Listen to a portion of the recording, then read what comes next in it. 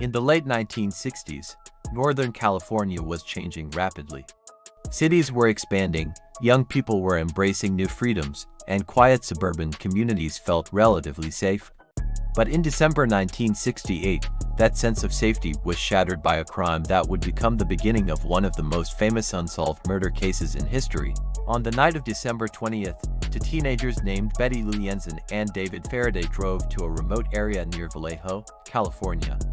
It was a popular spot for young couples who wanted privacy away from town. Sometime after 11 that night, another car approached. A man stepped out. Without warning, he began shooting. David Faraday was killed first. Betty Lou tried to run, but the gunman chased her and shot her multiple times in the back. Both teenagers died in the dark beside the quiet country road. Police initially treated the case as a possible robbery or personal dispute, but investigators quickly realized something was strange. There were no signs of theft and no clear motive. The case went cold. Then, 7 months later, the violence returned. On July 4, 1969, another young couple parked their car at Blue Rock Springs Park near Vallejo. Darlene Farron and Michael Mago were sitting in the car late at night when another vehicle pulled up behind them. The driver stepped out holding a flashlight. For a moment, the couple thought it might be a police officer. Then the man suddenly opened fire. Both victims were shot multiple times. But this time, one of them survived. Michael Mago later described the attacker as a heavy-set white man with short hair and a large face. Just 40 minutes after the shooting, the Vallejo Police Department received a phone call. The caller calmly reported the location of the crime. Then he added something chilling. He claimed responsibility not only for the attack that night, but also for the murders of Betty Lou Jensen and David Faraday months earlier. The caller hung up before police could trace him. A few weeks later, 3 major newspapers in Northern California received strange letters. Each contained part of a coded message written in strange symbols. The writer demanded that the newspapers print the code on the front page. If they refused, he threatened to kill again. The letters were signed with a symbol that looked like a crosshair inside a circle. The writer called himself the Zodiac. Soon thousands of people across the country began trying to decode the mysterious cipher. Eventually, a school teacher and his wife managed to crack the code. The message shocked investigators. Instead of revealing his identity, the Zodiac described how much he enjoyed killing people. He wrote that murder was more exciting than hunting animals. He also claimed that his victims would become his servants in the afterlife. The message confirmed something terrifying. The Zodiac Killer was not only committing murders, he was playing a psychological game with the public. And he was not finished. On September 27, 1969, 2 college students were relaxing near Lake Berryessa in Napa County. Brian Hartnell and Cecilia Shepard were enjoying the quiet lakeside when a man approached them. He was wearing a strange black execution-style hood that covered his entire face. On the chest of the hood was the same crosshair symbol from the Zodiac letters. The man claimed he was an escaped prisoner who needed money and a car, but moments later he tied both victims up. Then he began stabbing them with a knife. Cecilia Shepard suffered severe wounds. Brian Hartnell also received multiple stab wounds but survived. Before leaving, the attacker walked over to their car. Using a marker, he wrote a message on the door listing the dates of his previous attacks. Then he drew the Zodiac symbol. The killer had just confirmed that he was responsible for the earlier crimes. Cecilia Shepard later died from her injuries.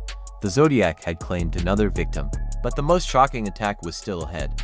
On October 11, 1969, a taxi driver named Paul Stine picked up a passenger in San Francisco. The man asked to be driven to the quiet neighborhood of Presidio Heights. When the taxi reached the destination, the passenger suddenly pulled out a gun. Paul Stine was shot in the head, but this time, several witnesses saw the killer leaving the scene. Police officers even searched the area moments later. But a mistake in the police radio description caused officers to look for the wrong suspect. The killer walked away. Days later, another Zodiac letter arrived at a newspaper. Inside the envelope was a piece of Paul Stine's blood-stained shirt. Proof that the writer was telling the truth. The Zodiac Killer had just committed murder in the middle of a city and escaped, and the letters were only beginning. For the next several years, the Zodiac would continue sending messages to newspapers and police. Each letter added another layer to the mystery. But eventually, something strange happened. The killings appeared to stop. And the man who once demanded attention from the entire country slowly faded into silence. As the Zodiac letters continued arriving in newspapers, fear spread across Northern California. Parents worried about their children. Police departments across multiple counties began coordinating investigations. But despite the growing attention, the killer remained unidentified. The Zodiac seemed to enjoy mocking investigators. In one letter, he claimed police would never catch him. In another, he threatened to shoot school children as they exited their buses.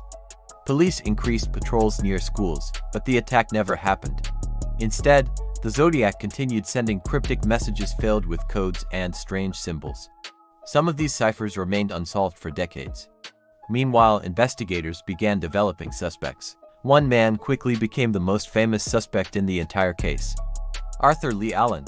Allen lived in Northern California and had a disturbing criminal history. He also owned a watch brand called Zodiac, which some investigators believed might explain the killer's chosen name. Friends later reported that Allen had spoken about hunting people instead of animals. He also lived near several locations connected to the murders. For years, detectives believed Allen might be the Zodiac. But when his fingerprints were compared with evidence from the crime scenes, they did not match. Later DNA tests also failed to conclusively link him to the letters. Despite the suspicions, police never had enough evidence to charge him. Other suspects appeared over the years. Some investigators believed the killer might have been a military veteran. Others believed he was a highly intelligent loner who enjoyed puzzles and cryptography, but none of these theories were ever proven. The biggest clues left behind were the Zodiac's coded messages. One cipher in particular became famous. It contained 340 strange symbols arranged in rows. For more than 50 years, professional cryptographers and amateur code breakers tried to solve it. Many believed the message might finally reveal the killer's identity. In 2020, a team of code breakers from different countries finally cracked the cipher. The decoded message shocked many people, but it did not reveal the killer's name. Instead, the message mocked investigators once again. The Zodiac wrote that he was not afraid of execution because he believed his victims would serve him in the afterlife. Even decades later, the killer was still taunting the world. More than half a century has passed since the Zodiac murders. Many detectives who worked the case have long since retired. Witnesses have aged, evidence has deteriorated, yet the mystery remains one of the most fascinating unsolved cases in criminal history. Some investigators believe the Zodiac died years ago without ever revealing his identity. Others believe he lived a normal life after the murders, working a job, talking to neighbors, living quietly while the world searched for him. Because behind the letters, the ciphers, and the terrifying crimes was a real person. A person who committed brutal murders, challenged the police, and then disappeared. And even today, one question still echoes through the decades: who was the Zodiac Killer? Subscribe to Hidden Zero to explore more of the world's darkest mysteries and the stories that history still cannot explain.